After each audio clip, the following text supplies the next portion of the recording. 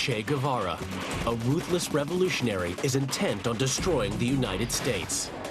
Che Guevara was a cold-blooded assassin. He had an unbelievable desire of killing people.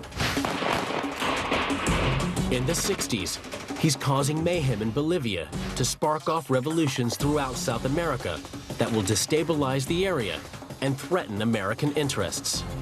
He has to be stopped. So the CIA turns to top agent Felix Rodriguez. I think it was very personal for Felix. He saw a lot of his friends die.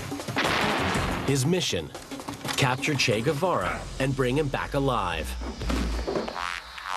Now, based on recently declassified documents, we can reveal the true story of the secret CIA assignment to hunt down one of the world's most famous revolutionaries.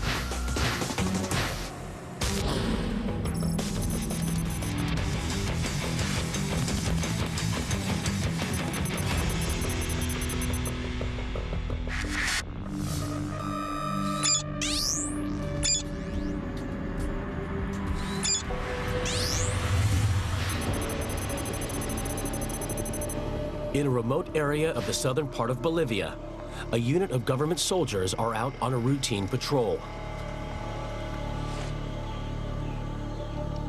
Suddenly, out of the blue,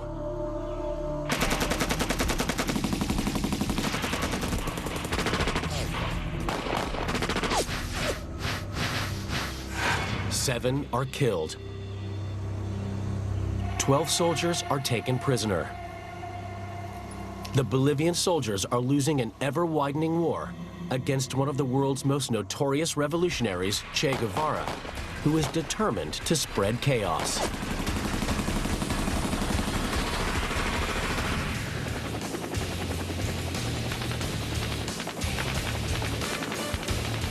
Che knows the current Vietnam War is tearing the U.S. apart. His aim is to create similar confrontations throughout South America to drag them into it. This, he believes, will allow communism to finally triumph. He wanted to create 100 Vietnams for the United States so that the United States would be putting out fires. He knew that the American public had no appetite to send troops all over the world. So that was his ultimate goal, bringing down America, which he believed was this imperial threat. He hated America. In 1961, Che wrote, "The U.S. is the great enemy of mankind. Against those hyenas, there is no option but extermination. We will bring the war to the imperialist enemy's very home, to his places of work and recreation. The imperialist enemy must feel like a hunted animal wherever he moves. Thus, we'll destroy him."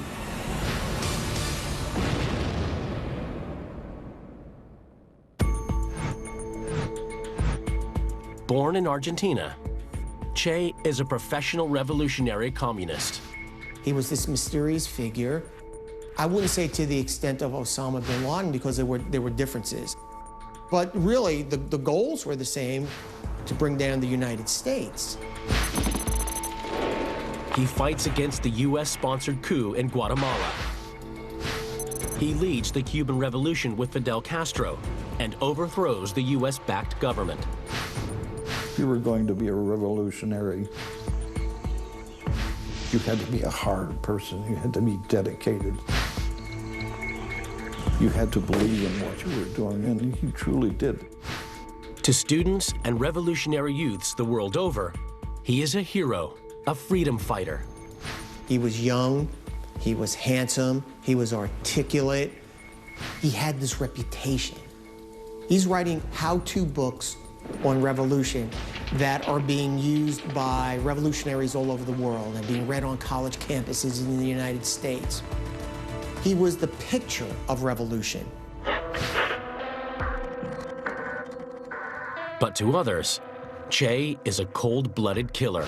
When we think of Che, we think of him in the beret with the limpid eyes. But the real Che Guevara was a gangster, murderer, killer. And now, in 1967, Che's brought his armed revolution to Bolivia. His successes early on terrified the Bolivians because they didn't have the military to combat it. All their equipment was old World War II surplus stuff. They were in desperate need of some modern equipment, but mostly they were in desperate need of some modern training. Desperate for assistance, the Bolivian president reaches out to the U.S. The CIA, monitoring developments closely, is concerned that if Che's revolution in Bolivia is successful, communism could sweep through huge countries like Brazil and Argentina. Bolivia borders 5 other South American nations, and from Bolivia, that could be the epicenter of a revolution that would spread from Bolivia all throughout South America and Central America. If this happens, it will bring communism right into America's backyard.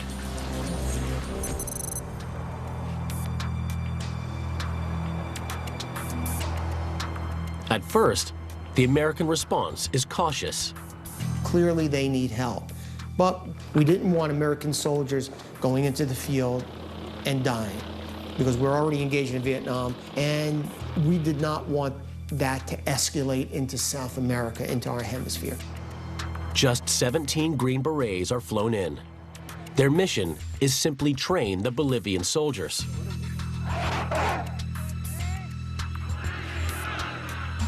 They are forbidden to fight against Che's guerrillas directly through fear of inflaming the situation. Che was right. America really didn't want to be sucked into another big conflict.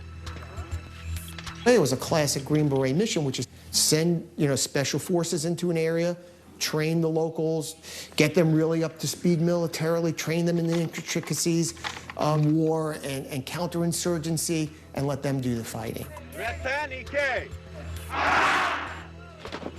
For the next 4 months, the U.S. instructors, many veterans of Korea and Vietnam, train the Bolivian soldiers.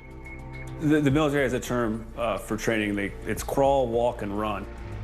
And when Green Berets got to Bolivia, the Bolivian army was crawling. They teach them how to march, shoot, move at night, detect booby traps, fight hand-to-hand, and avoid ambushes. Building aggression and building them into soldiers was a key part of the training. So I think you had to start the training by building that aggression and that fervor to fight the enemy.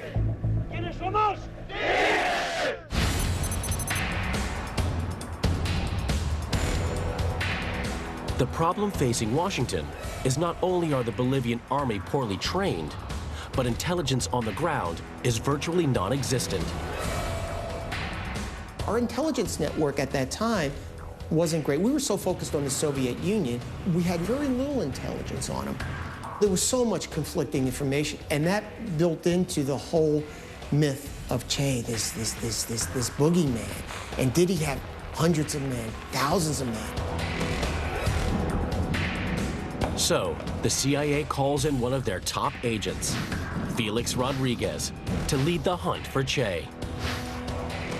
26-year-old Felix is the perfect man for the job.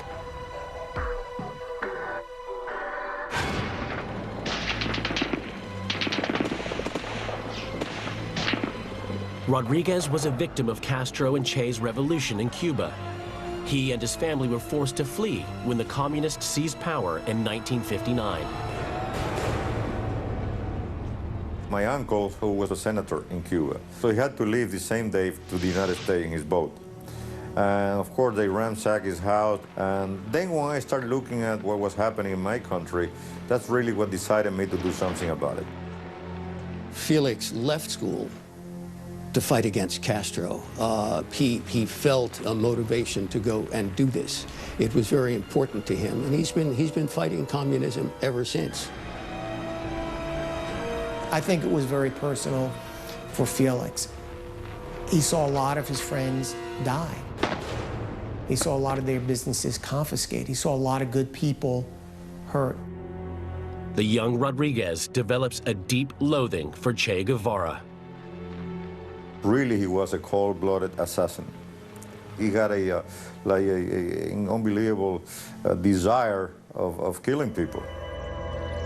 He always hated the United States tremendously. In 1967, Che wrote an address from his Bolivian jungle camp expressing that hatred. A people without hate cannot triumph over a brutal enemy. Our every action is a battle cry against imperialism and a battle hymn for the people's unity against the great enemy of mankind, the United States of America.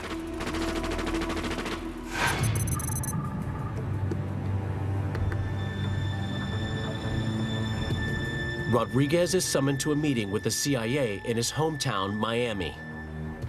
He is told that his mission is to gather intelligence on the rebel force and help the Bolivians track Che down. One thing is made very clear to him.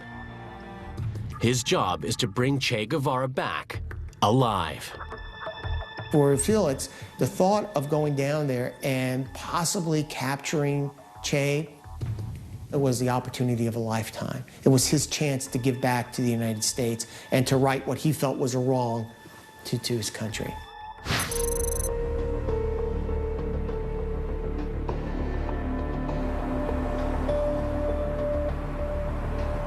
Rodriguez goes to Washington and moves into a safe house to prepare for the top secret mission. It's standard operating procedure for the CIA to use safe houses in Washington. And the reason for that, obviously, was they didn't want people knowing about his mission.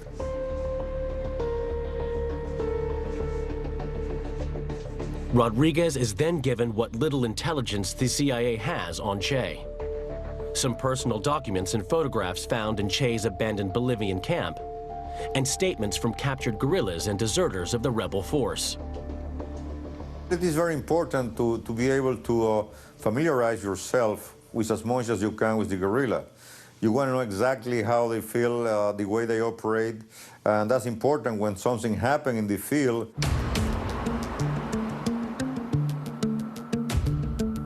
As the days go by, Rodriguez slowly builds a picture of the rebel force. He learns that there are approximately 40 to 60 guerrillas operating in a 75-mile-wide corridor, stretching for over 200 miles in a remote wilderness area in southeastern Bolivia. They are well-trained, confident rebel soldiers. Despite the Green Berets' training, the Bolivian soldiers are no match for the guerrillas. The captured documents that they found were key because they were the first thread that Felix was able to then pull on to try to track the trail.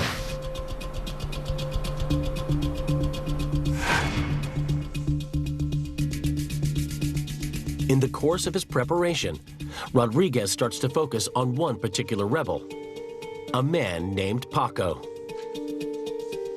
Paco was a Bolivian who thought he was going to Cuba to study. Instead, his uncle takes him to Che's camp and says, "You're not going to Cuba. You're fighting for the Bolivian Revolution." And he said, "What Bolivian Revolution?" Felix identified him as one of his key targets because it was easy to figure out his motivation. And I think a lot of times intelligence officers are looking for the people who have a reason to talk. And I think Paco's reason to talk was pretty simple. He was an unhappy guerrilla. Rodriguez now develops a plan. If he can find Paco, he can potentially turn him and gain information that would lead them to Che.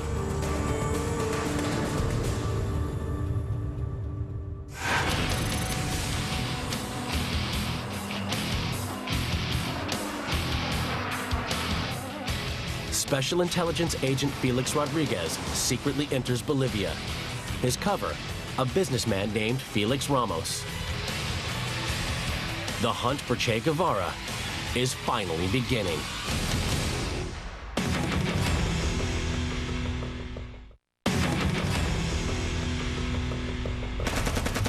Che Guevara, the ruthless revolutionary, is intent on destroying the United States.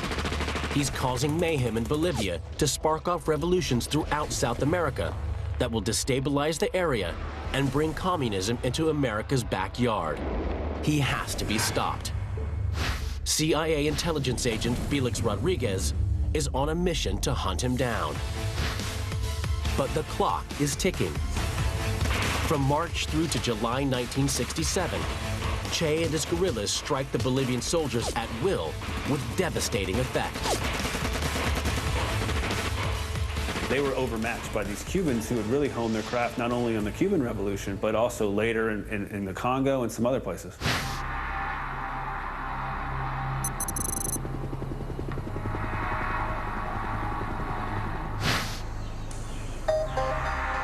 Two weeks after Rodriguez arrives in Bolivia, government soldiers make a spectacular discovery. It's a cave used by Che's guerrillas. It contains a treasure trove of information on the rebel force. Felix was able to convince the Bolivians that it was a good thing to take evidence, not to burn it.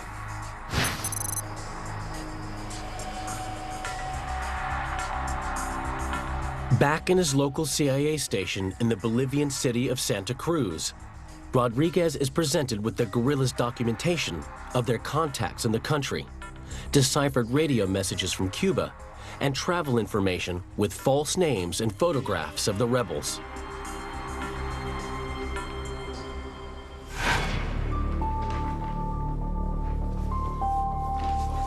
One of the documents taken from the guerrillas' cave is Che's passport.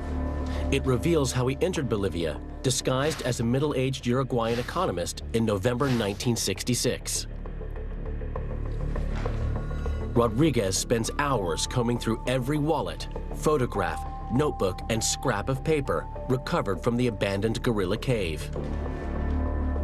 Che was a prolific writer, so he loved to write, and he was very disciplined. He kept all of his details of the operation and all the contacts and all the notebooks in caves. Every day, Che carefully records the events of his guerrilla campaign in his personal diary. His captured writings provide Rodriguez with a valuable insight on how and where Che's guerrillas operate, who his colleagues and collaborators are, and what Che's thinking.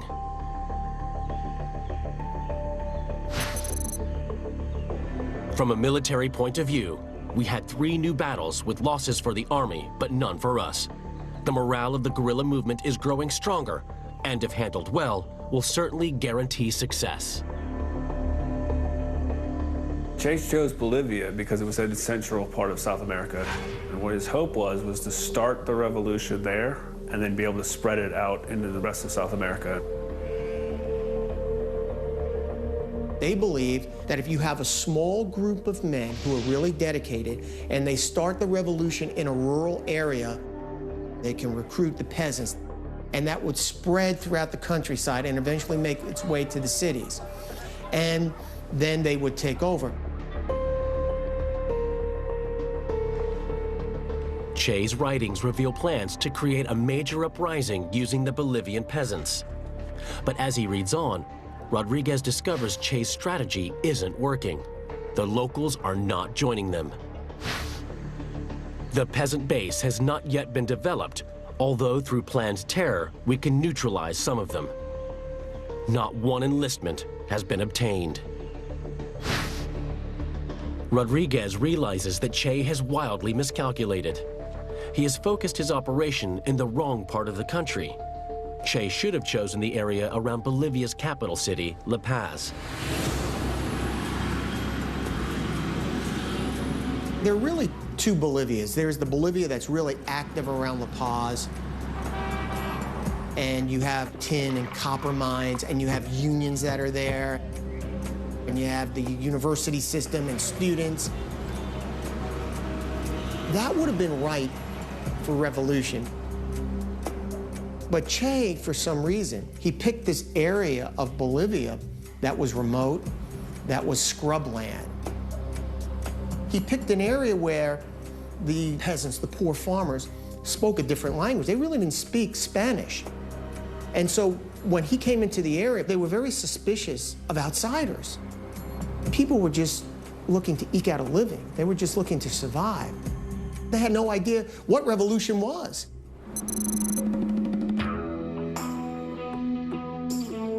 This is critical news for Rodriguez. He now realizes there is a weakness. Che's rebel force is not as large as originally suspected. Then Rodriguez's detective work uncovers another clue to Che's operational plans: the guerrillas' account books. They show that all the funds for Che's revolution passed through one person's hands in Bolivia's capital city, La Paz. The problem is, they have a photograph, but no name. Rodriguez realizes if he can track her down, he can cut Che off from all his funds and communication. But who is she?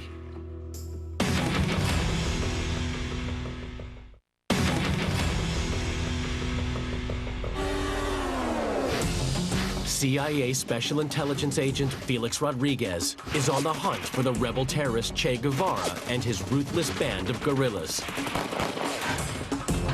U.S. Green Berets are training the Bolivian troops to support Rodriguez. But so far, he is no nearer to capturing Che.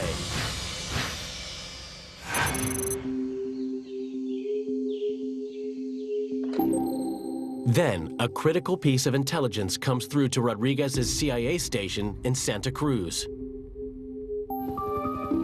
In a remote area of the country, a local farmer reports that he's spoken to some guerrillas. They had turned up and asked him where they could safely wade across a swollen river to get some supplies. The guerrillas had no support from the people because they attempted to contract with a farmer who was going to give them a safe way to cross the river. So they were using the locals to help, while the locals sold them out to the Bolivians.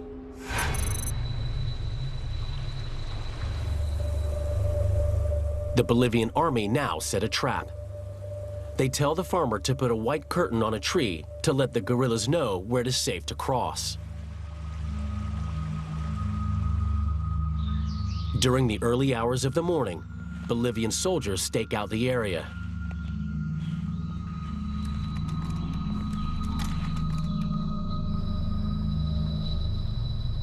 From his base in Santa Cruz, Rodriguez urgently calls the Bolivian commander and tells him that it's vitally important that any prisoners taken are kept alive so he can interrogate them. Felix understood that you don't get intelligence by killing people.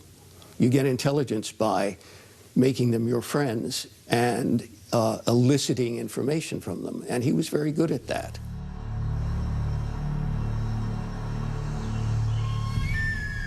The Bolivian soldiers wait all day for Che's guerrillas to show up. Then, as evening approaches, the guerrillas, guided by the farmer, begin to wade across the river at the agreed spot.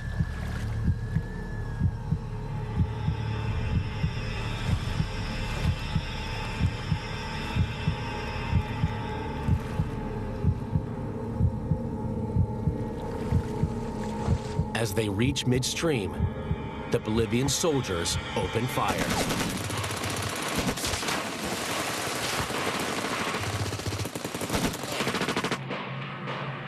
Seven of Che's guerrillas are killed. At the end of the battle, they were able to pull 2 survivors, 2 men who were wounded. One is executed. The other is identified as Paco, the man Rodriguez believes could be the key to getting to Che.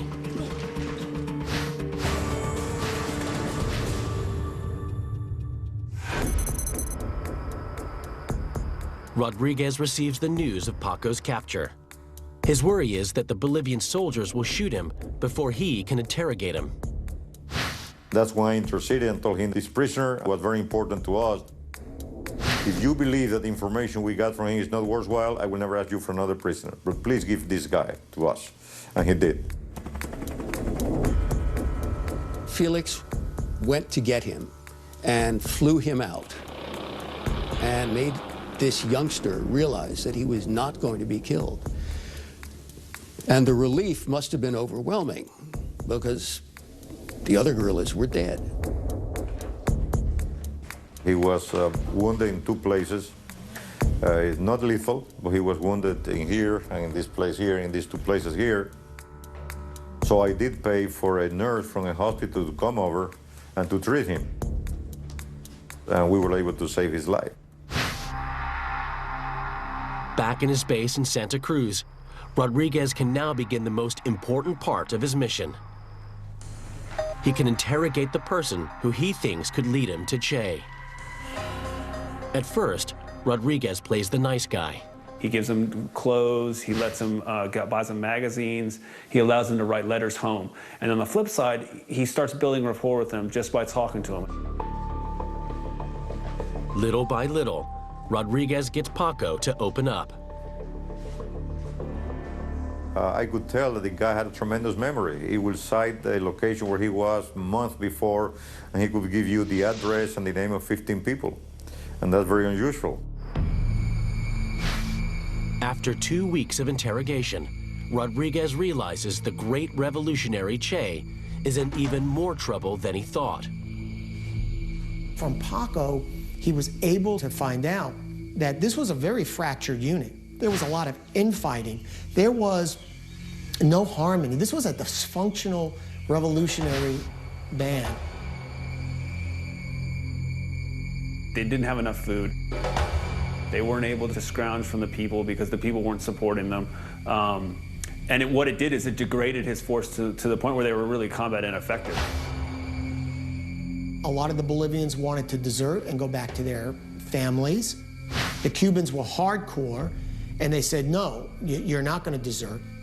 And the Cubans basically took over. Thanks to Paco's information, Rodriguez now realizes that Che's guerrillas are on the point of collapse. And he realized there weren't hundreds of soldiers out there. There was this small unit, they were a ragtag unit, and really, it wasn't whether we're going to beat them, it's we need to get Che.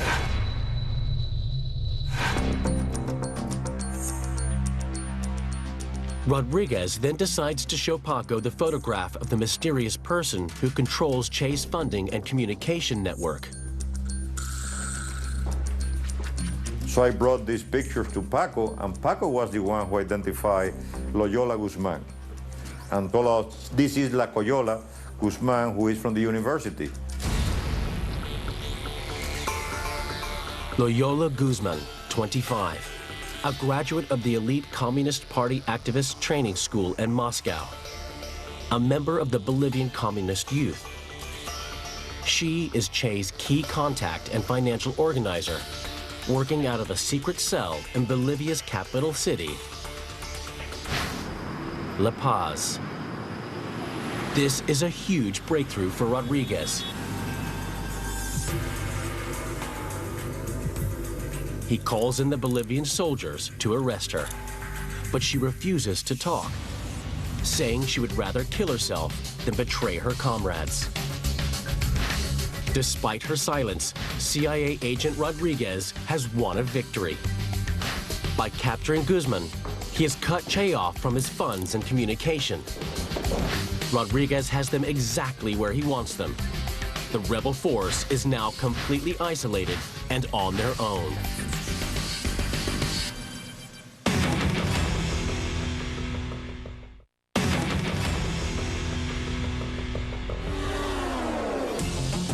CIA Special Intelligence Agent Felix Rodriguez is on a mission to hunt Che Guevara down. Che is causing mayhem in Bolivia to spark off revolutions throughout South America that will destabilize the area and threaten American interests. He has to be stopped, and the CIA is now closing in on him. They have killed a third of his men, captured one of his key guerrillas, and cut him off from his funding and communication. The guerrillas are completely isolated and alone. All the CIA need to do is initiate an operation to finally bring Che to his knees. But Rodriguez still doesn't know where Che is.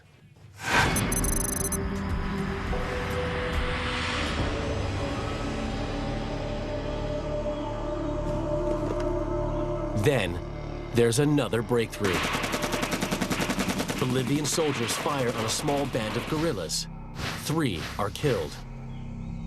The 3 men are brought in on the back of mules. If Rodriguez can identify any of the dead men from his long study of this rebel force, he might have a clue to Che's whereabouts. Rodriguez finds a driving license and documents. The names he knows are bound to be false, but they do contain photographs. Back at a CIA office in Santa Cruz, Rodriguez compares these documents to the information he's collected in his files. He is able to identify the 3 guerrillas. One, called Miguel, is captain of Che's front column. One thing that Felix was a good detective. He was a good investigator. So at this point in the campaign, he knew every member of Che's group. He knew how they moved.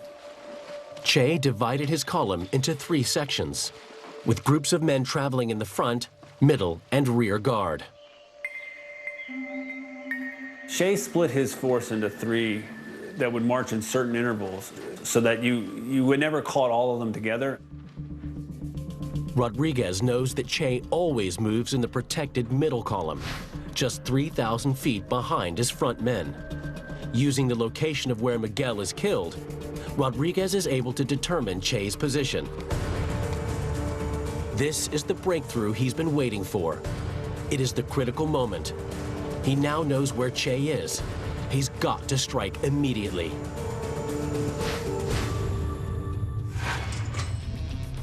Rodriguez urgently calls the U.S. Green Berets Command to release the Bolivian 2nd Rangers Battalion from training and send them in to combat Che. I said, we are convinced that Che Guevara is in the area. At first, there was pushback. They said, they're still training. They haven't even had their graduation ceremonies yet. How are we going to send them out there? I said, we have to move the battalion right now. We want to get him. Rodriguez eventually gets his way. The Bolivian battalion are dispatched immediately to hunt Che down.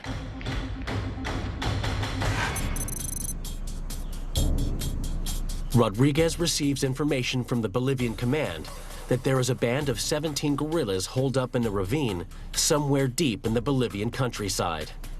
The area that they were working in was a very rough, mountainous area. It was not like dense jungle that the surgeon can hide very well in. The Bolivian army starts to move in. Che was really trapped in this valley. And by now, the Ranger Battalion was in the area hunting him down, using the techniques, the training they received from the Green Berets.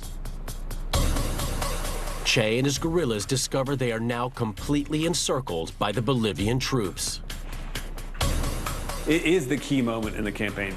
Tactically, it's perfect. It's exactly what they were trained to do, which is they set up a blocking position on the high ground, and then they sweep through the canyon, trying to flush Che out. They continued pursuit, and that's what they did. They ran these guys into the ground, literally.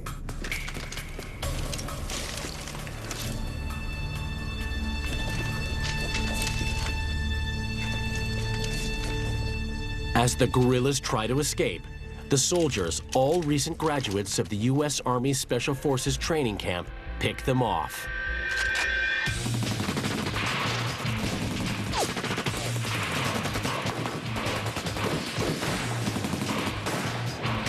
But there is one guerrilla who stands his ground against the Bolivian soldiers.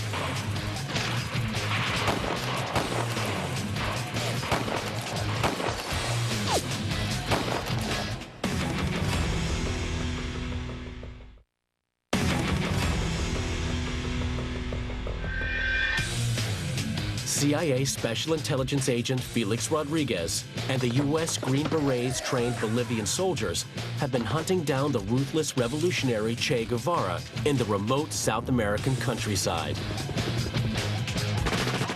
Che's rebel force is now locked in a heated battle, and the tide is turning in favor of the Bolivian army. One guerrilla is putting up a fierce fight. A bullet strikes him in the leg, and he collapses on the rocks.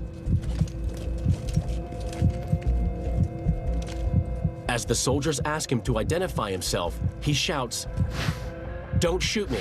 I am Che Guevara, and worth more to you alive than dead."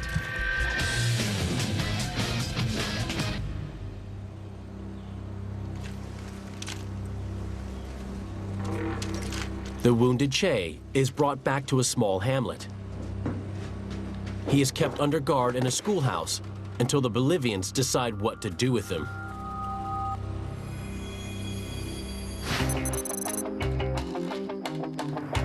The news reaches CIA agent Felix Rodriguez in his station in Santa Cruz. When Che was captured and we heard the news, you know, it was a tremendous feeling. Rodriguez now flies in to where Che is being held.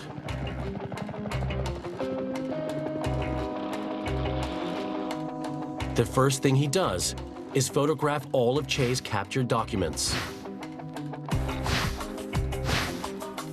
And that's important because when Che surrenders, he has this knapsack, and it has his diaries, because Che is a prolific writer, and every day he would sit down and write another diary entry telling all about the campaign. And Felix Rodriguez recognizes immediately just how important this is. He's going to start taking pictures of the diary for the CIA so they can process it. These pages document in detail Che's 11-month military operation in Bolivia and his revolutionary thoughts. It will help to inform the CIA on how communist-backed guerrillas plan and cement their armed revolutions. But then, Rodriguez learns something alarming. The Bolivian officers holding Che are threatening to execute him. This is directly against Rodriguez's orders to keep him alive so the CIA can interrogate him. Felix's mission there, though, is really to try to save Che's life, because the CIA at that point had told him before he left, is we want this guy alive. If you can get Che alive, get him alive.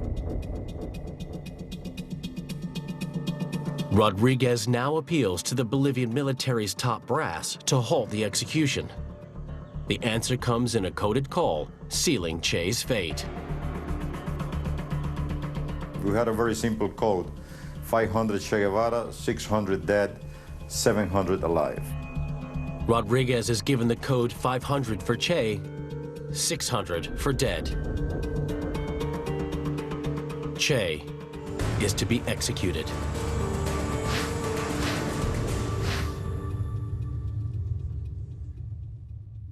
So at that point in time, I thought there's not much I can do anymore. Rodriguez enters the schoolhouse to give Che the news.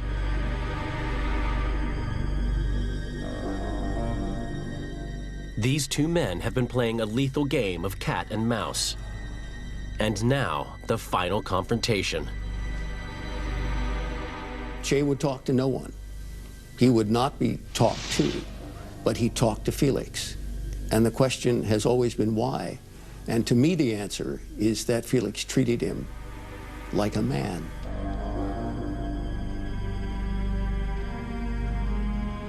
I look at him and say, "Commander, I'm sorry. I tried my best." He perfectly understood what I was saying. He turned white like a piece of paper. But he said, "It's better this way, as you have never been captured alive." And then he changed the expression and said, "And if you can, tell my wife to remarry and try to be happy." That was the last word. We looked at each other, he approached me, we shook hands, and we embraced.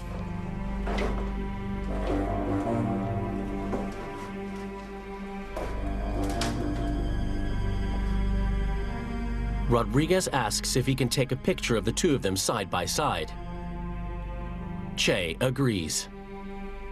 I gave my camera to the pilot, and I stood next to him, and some soldiers next to us put my hand around him and said, "Commander, look at the little bird." And he laughed. It's a Cuban saying, "Mira el pajarito," when you tell that to kids, you know. Actually, when I gave the film to the CIA, I told them there's a picture of Che with me laughing. Of course, when he saw the picture was going to be taken, he changed the expression. This is the last picture taken of Che alive.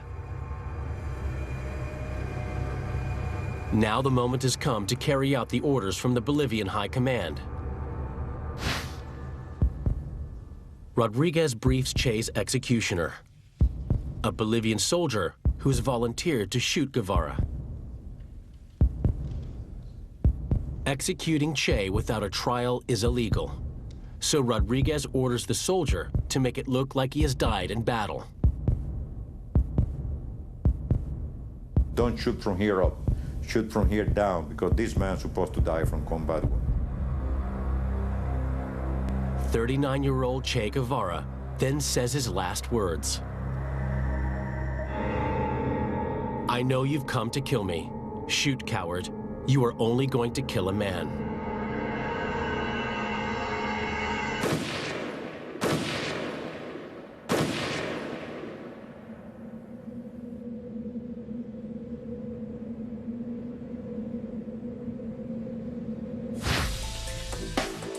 So ends the life of one of the most famous revolutionaries of all time. The man who set out to overthrow U.S.-backed governments and destroy America lies dead.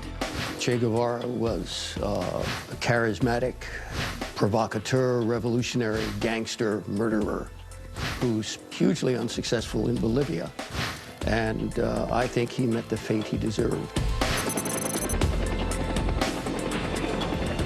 Che's body is flown to a local town where he is laid out for public display. It's a message to everyone. Revolutionary terrorism will not triumph.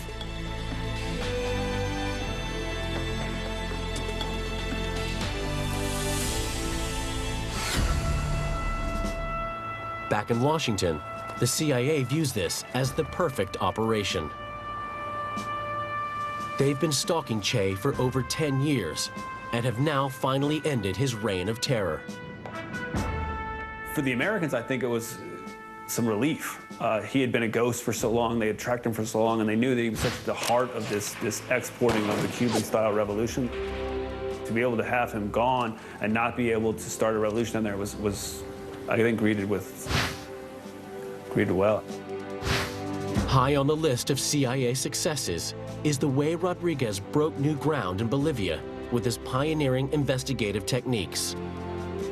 I think that his insistence on keeping Paco alive, I think the way he exploited intelligence, I think the way he elicited information, the way he dealt with the Bolivians on a one-to-one basis made it possible for them to do the capture that they did. It was a blueprint for everything that's done right and continues to be done right to this day. A lot of the techniques are still being used, especially in Afghanistan. 6 weeks after Che's capture, Rodriguez was back in South America, training an elite Ecuadorian intelligence unit in the anti-terrorism techniques he had perfected in Bolivia. Argentina, El Salvador, and Lebanon followed.